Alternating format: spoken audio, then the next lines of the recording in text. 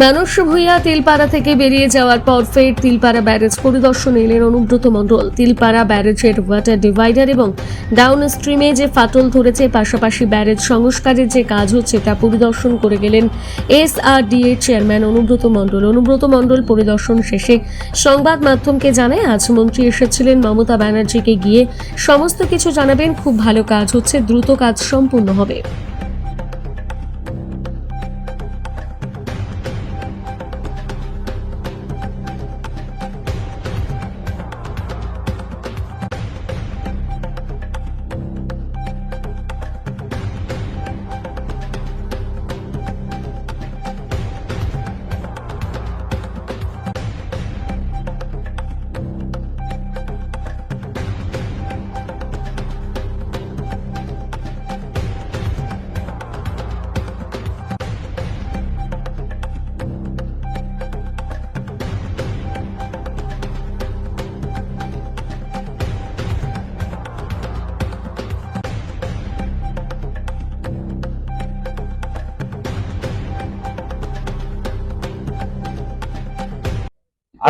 আজকে তো মন্ত্রী মানস ভূঁইয়া এসেছিল।